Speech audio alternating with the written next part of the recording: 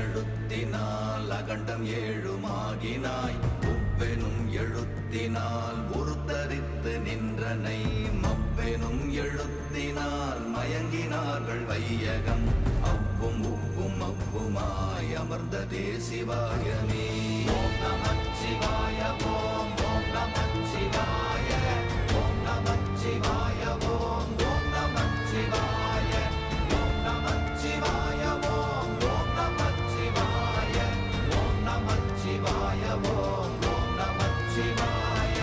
மூன்று மண்டலத்திலும் முட்டி நின்ற தூணிலும் நான்ற பாம்பின் வாயினும் நவின்றெழுந்த அக்ஷரம் ஈன்ற தாயும் அப்பரும் எடுத்துரைத்த மந்திரம் தோன்றுமோர் எழுத்துளே சொல்ல வெங்குதில்லையே.